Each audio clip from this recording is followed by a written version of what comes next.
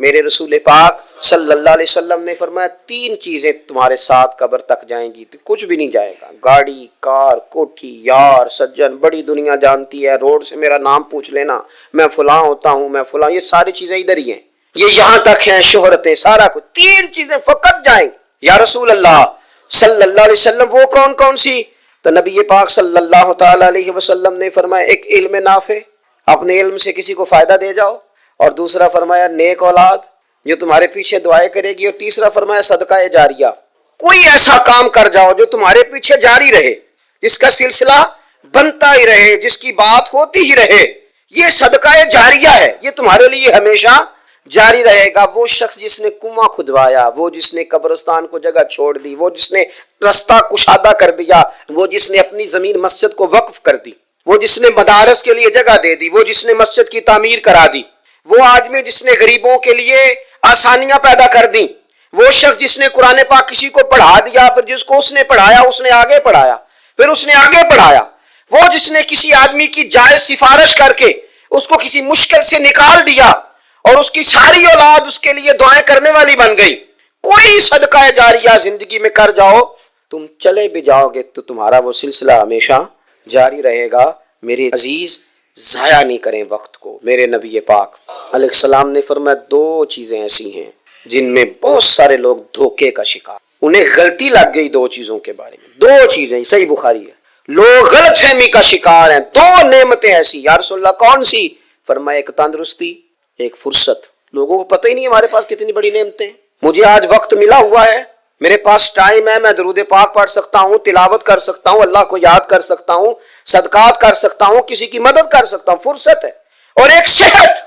اور سجنوں وہ لوگ بھی ہیں جو اب کرسیوں پہ نماز، وہ بھی ہیں کوئی سہارا دے تو وضو، وہ بیچارے بھی ہیں کہ جن کا دل کرتا ہے کہ مسجد جا کے نماز پڑھوں، لیکن اب آنے کی طاقت موجود نہیں رہی، اس سے پہلے ورنہ اوڑکتے دن آیا ہے محمد، انہیں اور کڑی نو ڈوب جانا ہے۔ اپنی ڈائری کو کھول لیں، اپنی ترجیحات طے کر لیں، تسلسل سے اس پر محنت کریں، تسلسل سے، یار کچھ نہیں نہ کر سکتے تو بخاری مسلم میں حدیث ہے، میرے رسول پاک علیہ السلام نے فرمایا ایک تاجر کا ذوق بن گیا تھا، تاجر کا کہ کوئی بندہ ادھار لے جائے گا نا، اگر وہ تنگ دست ہوا تو میں نے مہلت دینی، کوئی نہیں، آ جائیں گے، کوئی تو خیر کا کام ذہن میں آیا نا۔ حضور فرماتے اس کا انتقال ہوا، اللہ کی بارگاہ میں جب وہ پیش کیا جائے گا نا تو رب فرمائے گا اسے جنت میں لے جاؤ، تو عرض کرے گا مالک میں نے تو کوئی ایسا کام نہیں کیا، مجھے بتایا جائے کرم نوازی کی بنیاد اور سبب رحمت کی متوجہ ہونے کی وجہ کیا بنی، تو اللہ فرمائے گا تم لوگوں سے کہتے تھے کہ جو تنگ دست ہوا اسے مہلت دینی ہے، جو مجبور ہوا اسے تنگ نہیں کرنا، میں کہتا تھا تو اللہ فرمائے گا تم میرے بندوں پہ آسانی کرتا تھا، میں تیرے اوپر نہ کروں، وہ کوئی تو کام میرے بھائی ہو جائے، کوئی تو خیر والا کام ہو جائے۔ وقت نہیں ضائع کرنا، کچھ نہ کچھ کرتے رہیں، کچھ نہ کچھ جد و جہد کرتے رہیں، کوئی نہ کوئی کام، جو مسافر چل پڑتا ہے نا اس کو منزل بھی مل ہی جاتی ہے، لیکن جو سفر شروع نہ کرے اس کی منزل کبھی قریب نہیں آتی۔ آئیں تو صحیح نا، منزل کی طرف رستہ تو اختیار کرے، اللہ بڑا کریم ہے۔ وہ بھی ایک شخص تھا جو توبہ کرنے نیک لوگوں کی طرف چلا تو گیا تھا، پہنچ نہیں سکا، موت کا وقت آیا تو رب نے فرمایا چلو نکل پڑا تھا نا، میں نے اپنے فضل سے معاف کر دیا۔ کوئی ایسا سلسلہ تو ہونا، نکل تو پڑا ہے نا، چلو نکلنے پہ اللہ نے معاف کر دیا۔ اللہ تبارک و تعالی نے قرآن مجید کے اندر اپنے نیک بندوں کی جو علامات بیان فرمائی ہیں ان میں سے ایک صفت یہ بیان کی ہے کہ وَعِبَادُ الرَّحْمَٰنِ الَّذِينَ يَمْشُونَ عَلَى الْأَرْضِ هَوْنًا، فرمایا رحمان کے بندے زمین پر آہستگی سے چل، وزادار انداز ہوتا ہے ان کے چلنے کا، ان کے لب و لہجے سے اور ان کے انداز گفتار و رفتار سے غیر سنجیدگی کبھی بھی نہیں ٹپکتی، وہ سنجیدہ طرز زندگی کے قائل ہو، وقار، روب، ہیبت، یہ اللہ کے بندوں کی شان ہو۔ میں اور آپ جس معاشرے میں وقت گزار رہے ہیں اس میں ہم دیکھتے ہیں کہ آہستہ آہستہ غیر سنجیدگی ہے، ہر آدمی لطیفے سنانے کا شوق ہے، الا ماشاء، اپنی طرف متوجہ کرنے کے لیے لوگ ایسی گفتگو بھی کرتے ہیں جو ان کی شخصیت کے ساتھ میچ نہیں، نتیجہ یہ نکلتا ہے کہ ان کی باتیں ہلکی ہو جاتی ہیں، جملے بے وزن ہو جاتے ہیں، شخصی وقار آہستہ آہستہ کمزور پڑ جاتا ہے۔ اس کا نقصان یہ ہوتا ہے کہ جن لوگوں کی تربیت اس کے ذمے ہوتی، جن لوگوں کی ٹریننگ کرنا اور جن لوگوں کے اوپر نگرانی کرنا اس کے ذمے ہوتا ہے، وہ ساری شخصیات اور وہ سارے لوگ خاص کمزوری کا شکار ہونے لگ جاتے۔ آپ دیکھیے نا کہ اگر باپ کا وقار ہی نہ ہو، اس کا کوئی ڈر اور کوئی روب ہی نہ ہو، اور والد سے کوئی شخص کسی طرح سے حیا ہی نہ کرے، محبت اپنی جگہ پہ، لاڈ پیار اپنی جگہ پہ، لیکن اگر آپ کی کوئی شخصی وجاہت ہی نہیں ہے تو اس کا لازمی طور پر نتیجہ یہ نکلتا ہے کہ جن لوگوں نے بعض کام، جن اولاد نے جو بعض کام اپنے والد کے ڈر کی وجہ سے چھوڑنے ہوتے ہیں، وہ کام وہ نہیں چھوڑ، کیونکہ کوئی وقار ہی نہیں، کوئی وفاداری نہیں، کوئی لب و لہجے میں سنجیدگی نہیں ہے۔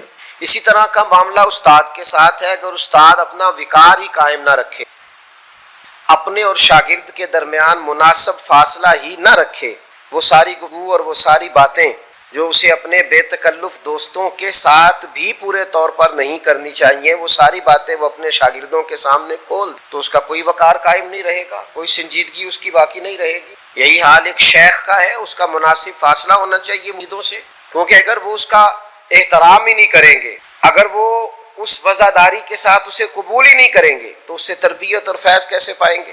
تو وقار کا ہونا، شخصی وجاہت کا ہونا، اس طرح کا کوئی کام نہ کیا جائے جس سے شخصیت رسوا ہو جائے، کمزور پڑ جائے، جس سے انسان کی وزاداری کو ٹھیس پہنچے۔ امام طبرانی حدیث لائے ہیں، نبی پاک صلی اللہ تعالی علیہ وسلم نے فرمایا کہ جو بلا وجہ اپنے آپ کو ذلت والی جگہ پر پیش کرے، حضور فرماتے ہیں وہ ہم میں سے نہیں ہے۔ بغیر کسی ضرورت کے تو نے اپنے آپ کو رسوا کیا، رسوائی والے مقام پہ کھڑا کیا۔ اور یہ بھی یاد رکھیے گا کہ شرافت اور بزدلی میں بھی فرق ہوتا ہے۔ ملنسار اور ہوتا ہے، لیکن اپنے آپ کو رسوا کر دینے والا اور ہوتا ہے۔ آپ درگزر کریں 100 دفعہ کریں، لیکن تکبر کرنے والا، غرور کرنے والا اور اپنے مزاج میں سختی رکھنے والا، تکبر کرنے والے کے سامنے ڈٹ کے رہنا، یہی عاجزی۔ ہاں عرب کے کفار مسلمانوں کے خلاف اپنے آپ کو بہت بڑی جمعیت سمجھتے، تو اللہ کے رسول نے مسلمانوں کو یہ تعلیم دی صلی اللہ تعالی کہ جب تم طواف کعبہ کرو گے تو 3 چکروں میں ذرا اکڑ اکڑ کے چلو گے، ان کو پتہ چلے کہ مسلمان کوئی اس طرح کا معاملہ نہیں ہے۔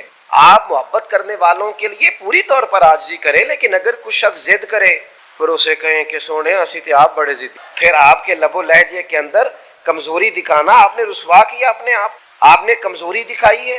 آپ کمزوری نہیں دکھائیں، آپ اپنے آپ کو رسوا نہیں کریں، آپ کے اندر ایک خاص قسم کی ہیبت ہونی چاہیے، ایک وزاداری ہونی چاہیے، ایک اٹھنا بیٹھنا ہونا چاہیے، ایک لب و لہجہ ہونا چاہیے، ایک انداز ہونا چاہیے۔ کچھ لوگوں کا بالکل وقار ختم ہو جاتا ہے، اس کی 2-3 وجوہات ہوتی ہیں۔ ایک تو بہت باتیں کرنے والے کا کوئی وقار نہیں ہوتا، ایک جو لوگ غیر سنجیدگی دکھاتے ہیں زندگی، ہر معاملے میں مشورہ دینا، جہاں بنتا نہیں وہاں بھی دینا، ان لوگوں کا کوئی وقار نہیں رہتا۔ ایک جو لوگ حریص ہوتے ہیں، لالچی ہوتے ہیں، ان کا کوئی وقار نہیں ہوتا۔ ایک وہ لوگ جو بخیل ہوتے ہیں، کنجوس، جس طرح لالچی کا کوئی وقار نہیں ہوتا، اس طرح کنجوس کی بھی کوئی عزت نہیں ہوتی، بخیل کا بھی دنیا میں کوئی وقار نہیں ہوتا۔ اسی طریقے سے جو آدمی اپنا منصب نہ پہچان، بچپن کی گفتگو اور ہوتی، جوانی کا لہجہ اور ہوتا ہے، بڑھاپے کا انداز اور ہوتا ہے، شاگرد کا انداز اور ہے، جب آپ مسند تدریس پر ہیں تو پھر انداز اور ہے۔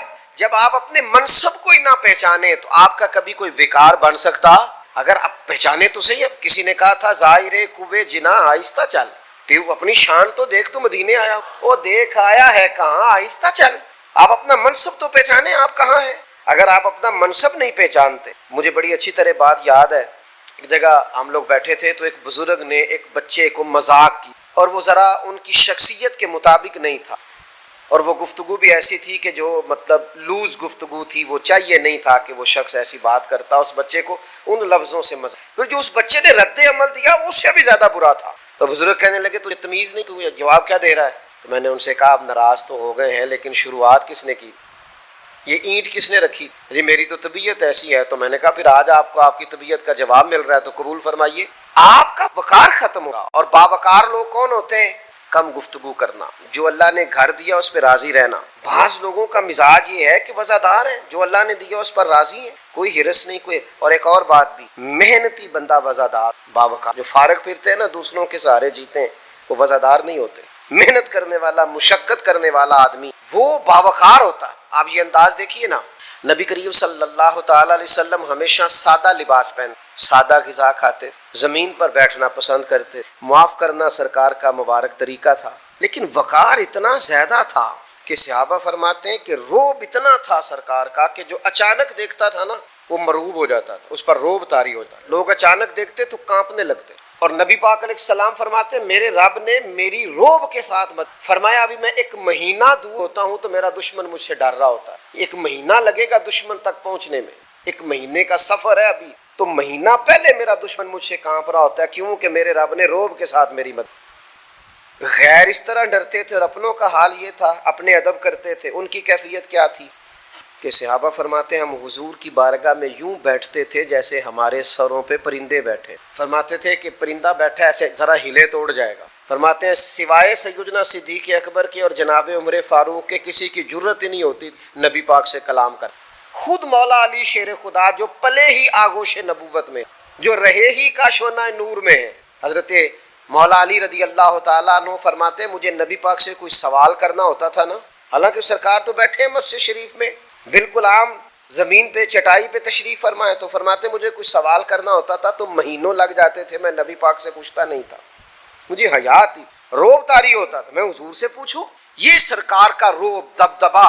اعلیٰ حضرت فرماتے ہیں تیرے آگے ہیں یوں دبے لچے فصحا عرب کے بڑے بڑے, کوئی جانے منہ میں زبان نہیں اور نہیں بلکہ جسم میں جان نہیں, اور کروں تیرے نام پہ جان فدا, نہ بس 1 جان 2 جہاں فدا, میرا 2 جہاں سے بھی نہیں جی بھرا, میں کروں کیا کروڑوں جہاں نہیں. تو حضور کا دبدبا, نبی پاک کی وجاہت, سرور کائنات علیہ السلام کا روب اپنے مزاج میں شخصی وجاہت پیدا کریں.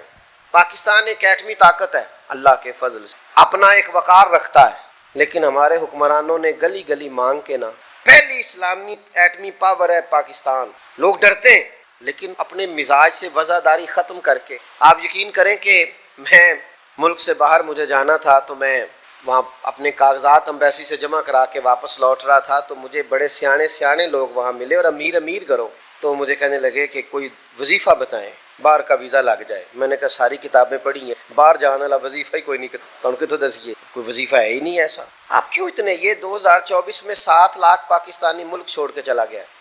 اتنے کمزور بننے کی کیا ضرورت؟ آپ اتنے کمزور نہ بنے, اپنا وقار نہیں گڑبڑ کریں, آپ ترسے نہیں. آپ کا لہجہ اس طرح کا نہیں ہونا چاہیے کہ اس کے اندر کمزوری ہو. خدا جانے بلندی ہے کہ پستی پر جہاں میں ہوں وہاں کوئی نہیں ہے. آپ اللہ کی رضا پہ راضی ہو, اپنے آپ کو وزادار رکھیں, اپنی شخصی لب و لہجے کو, مٹھاس کو ہمیشہ قائم رکھیں. آپ کا وقار کبھی بھی خراب نہیں ہونا چاہیے, وزاداری کے اندر کبھی بھی کمی. کچھ لوگ ہمارے پاس لے کے آ جاتے ہیں کہ یہ بندہ کلپ میں یہ بات کر رہا ہے تو آپ اس کا جواب دے, تو میں کہتا ہوں اس کا سٹیٹس ہی نہیں ہے, ہم اس کے ساتھ بات کریں. یار کو مطلب دشمن بھی تو بندے دا پتر ہونا چاہیے. آپ ہر ایک سے دشمنی ہماری سے بنتی ہے, شکست کھائے کسی سے تو شرم سے پانی ہو, اور دعا کرو کہ دشمن بھی خاندانی ہو. اب بندہ مقابل, اس کو بندہ اپنا مقابل سمجھ لے, یہ ہمارا سٹیٹس نہیں ہے. آپ کی وزاداری کے خلاف آپ کا ایک شخصی وقار ہونا چاہیے, آپ اس وقار کو سمجھے. تو یاد رکھیے گا کہ کبھی بھی آپ اپنی شخصی وقار کو گڑبڑ نہیں ہونے دیں گے, آپ اپنی وزاداری کو قائم رکھیں. آپ کے لب و لہجے میں یعنی بھوک برداشت کرنے کی عادت ہونی چاہیے, غریبی میں جینے کا مزہ ہونا چاہیے. آپ کو جس مقام پہ رب نے رکھا ہے اس مقام پر آپ کے اندر بردباری, تحمل, صبر ہونا چاہیے. آپ کے اندر وہ ساری چیزیں ہونی چاہیے جو آپ کی شخصیت کو, اور اگر آپ یہ نہیں کریں گے آپ کا وقار خراب ہو جائے گا. آپ کی وفاداری قائم رہنی چاہیے. آپ تھوڑا حوصلہ کریں, آپ تھوڑا اپنے اندر وہ چیز پیدا کریں جو ایک مومن کی شان ہے. حضرت حسن بصری رحمۃ اللہ علیہ فرمایا کرتے تھے کہ وقار تو ایمان کا حصہ ہے, شخصی وقار یہ ایمان کا حصہ ہے. مومن کا اپنا کیوں؟ اس لیے کہ نبی پاک علیہ السلام نے بیت اللہ شریف میں کھڑے ہو کے خانہ کعبہ کو دیکھ کے فرمایا تھا کعبے تیری بڑی شان ہے پر میرے مومن کی شان کعبے سے بھی زیادہ ہے. یہ ترمذی میں حدیث موجود. تو جب آپ کا اتنا بڑا وقار اور سٹیٹس ہے تو پھر آپ کو نہیں چاہیے کہ آپ اپنے آپ کو ذلت اور رسوائی کی جگہ پہ کھڑا کریں. آپ جان بوجھ کے اپنے آپ کو کمزور کریں. آپ اپنے لب و لہجے کے اندر ایسا کچھ بھی نہ پیدا کریں جس سے محسوس ہو کہ اللہ نے جو آپ کو شخصی عزت دی ہے, جو وقار دیا ہے, وہ وقار کمزور پڑ گیا ہے. یہ کام نہ کریں. اللہ تعالیٰ نے رسول اللہ صلی اللہ تعالی علیہ وسلم کو بڑا ہی وقار عطا فرمایا. حضور کو اللہ نے بڑی شان عطا فرمایا. حضرت کیلا بن مخرمہ رضی اللہ تعالیٰ عنہ ایک صحابیہ ہیں.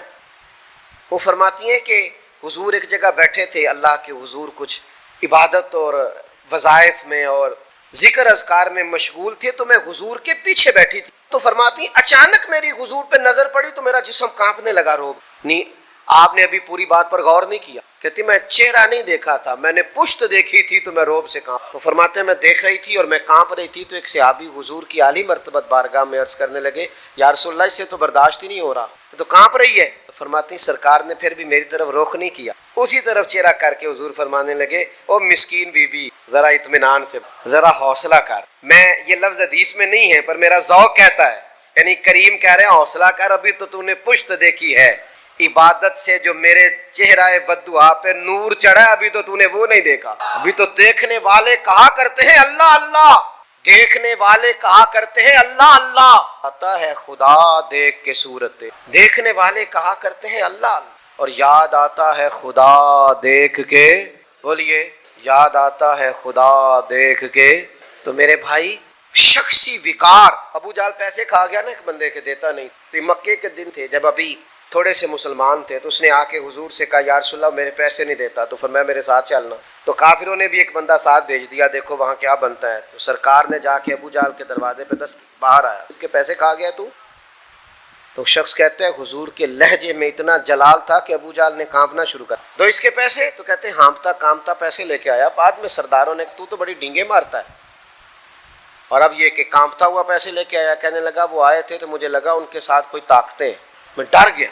تو میرے بھائی نبی کریم علیہ السلام کو اللہ نے وجاہت عطا، حضور کو اللہ نے وقار دی، روب دی، دبدبا دیا. مسلمان کو یہ چاہیے کہ اپنے وقار پر کبھی سودا نہ کرے، اپنے انداز پر کبھی سودا، اپنے لب و لہجے پر کبھی سودا نہ کرے، اپنی خودداری پر کبھی سودا نہ کرے. یعنی صحابہ کا یہ مزاج تھا کہ گھوڑے پر بیٹھے ہیں، ہاتھ سے درہ گر گیا ہے تو وہ کسی کو نہیں کہتے تھے یہ درہ اٹھا دے، وہ گھوڑے سے اترتے تھے اور درہ خود اٹھاتے تھے. یہ وزاداریاں، یہ خودداریاں، یہ عزت نفس، یہ مزاج، یہ اللہ تعالیٰ نے مومن کو شان عطا کی. میں دیکھتا ہوں کہ پارٹیاں ڈھونڈنا اور کسی کو کھانا ڈال کے راضی ہونا، اور فلاں کو آج میں نے لوٹ لیا، اور فلاں جگہ ہمارے تو محفلوں میں یہ کام ہونے لگ گیا کہ جی میں جی بڑی محفل بڑی لوٹ کے لے آندی میں آج. تو میں نے کہا اللہ کے بندے محفل کو کچھ دینا چاہیے تو لوٹ کے لے آیا ہے، کمال ہو گیا. وہ شخصی وجاہت، مجھے ایک بات بتائیے، اتنا بڑا آدمی کہ سینکڑوں لوگ، ہزاروں لوگ اس کا نام اشتہار پہ دیکھ کر دوڑے چلے آئے کہ میں نے اس کی گفتگو اور تقریر، اور لوگوں کو جگہ نہ ملے بیٹھنے کی، لوگ کھڑے ہو کے کوئی کسی جگہ چھتوں پہ چڑھ کے ادھر ادھر لوگ بیان سننے کو حاضر. معیار یہ ہو کہ لوگ چھٹیاں لے کے ڈیوٹی سے آئیں کہ مجھے اس آدمی کی گفتگو سننی. یہ اللہ رسول صلی اللہ علیہ وسلم کی جو بات بتاتا ہے وہ مجھے بڑی محبوب ہے. لوگ اس کو بہت بڑا آدمی سمجھ کر اس کی گفتگو سنیں، تقریر سنیں، واز سنیں، بات سنیں، اور جب سن رہے ہوں تو ان پر کیفیت بھی طاری ہو، کوئی آنسو پونچھ رہا ہو، کوئی درد سے رو رہا ہو، کسی کا سینہ محبت رسول کے ساتھ پورے طور پر چھلک رہا ہو.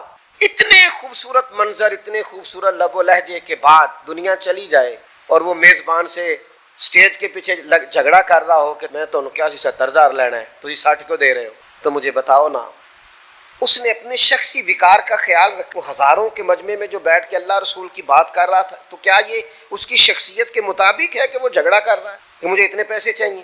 میں اپنے دوستوں سے کہا کرتا ہوں اپنے شخصی وقار کو آپ نے کبھی خراب نہیں ہو، کبھی اپنے لب و لہجے میں کوئی ایسی بات نہ پیدا ہونے. کبھی یہاں ایک صاحب آ گئے، مجھ سے ٹائم لے کے چلے گئے. جب ہم ان کی محفل میں گئے تو وہ کہنے لگے کہ ہمارے پتہ نہیں کتنے عمرے کے ٹکٹ ہیں، تو ہمیں اعلان کرنے لگے ایک ٹکٹ آپ کا بھی ہے. میں کہ تسی اور کسی نو دیو، میں آپ ہی چلا جا رہا. تو مجھے کہنے لگے مدینے جانے کے لیے بھی آپ منع کر رہے ہیں. میں نے کہا میں مر جاؤں اس دن جس مدینے سے 2 قدم پیچھے ہٹوں، لیکن خدا کے بندے میرے رب نے کبھی مجھے وہاں بھی بلایا ہے تو عزت کے ساتھ ہی بلایا ہے. تو میں تیری ٹکٹ وہ سپیکر میں تو اعلان کرے، رب کہے گا تجھے اتنی دفعہ بلایا ہے تو تیرے کوئی اعلان نہیں ہوئے تو رسوا ہو کے کوئی کام کرنے کی ضرورت. آپ اپنے شخصی وقار کا ہمیشہ خیال رکھیں. میرے محبوب سید عالم نور مجسم نبی رحمت صلی اللہ علیہ وسلم کا جو وقار تھا بخاری میں موجود ہے. حضرت انس بن مالک راوی ہیں، کہتے ہیں ایک شخص آیا، اچانک نبی کریم کو دیکھا تو کانپنے لگا. تو حضور نے فرمایا کیا ہوا؟ وہ ڈر گیا. حالانکہ نہ کوئی ہٹو بچوں کی داستانیں تھی، نہ کوئی 4 رستے میں چنگیاں پڑتی تھیں کہ ان سے گزر کے جانا ہے، نہ کچھ 6 جگہ تلاشی ہوتی، نہ کوئی معاملہ تھا. سادہ سا لباس، لگے جو مزدور شاہ ایسا، نہ دھن نہ دولت سربراہ ایسا، عرش نشیں کا زمین پہ گھر ہے، میرا پیمبر عظیم تر ہے. سادہ سا لب و لہجہ، سادہ سا انداز، میٹھے میٹھے بول اور پیاری پیاری باتیں. تو شخص ڈر گیا پھر بھی، اس لیے کہ اللہ نے جو روب رسول پاک کو عطا ڈر گیا۔ تو کریم نے تسلی کیسے دی؟ فرمایا ڈرنا، تو کسی بادشاہ کے پاس نہیں آیا، تو اس بیٹے کے پاس آیا جس کی ماں گوشت کے خشک ٹکڑے کھا کے بھی گزارا کر لے۔ ڈرنا تو اپنا وقار، اپنی وزاداری۔ اب میں ایک بات آخر میں ان لوگوں سے بھی عرض کروں گا جن کا باوقار لوگوں سے تعلق ہے۔ استاد باوقار ہوتا ہے، شیخ باوقار ہوتا ہے، جس کے بال سفید ہوں وہ بندہ باوقار ہوتا ہے، والد سب سے بڑھ کر باوقار ہوتا ہے۔ باوقار آدمی کا وقار ہمیشہ قائم رکھے، کبھی بھی ان لوگوں کی عزت میں فرق نہ آنے دیں۔ اگر کبھی وہ سخت لہجے میں بات کریں بھی تو آپ یہ سمجھ لیں کہ وہ باوقار ہیں، ان کو اجازت ہے بات کرنے کی، لیکن ہمیں یہی حکم ہے کہ ہم اف بھی کر سکتے نہیں۔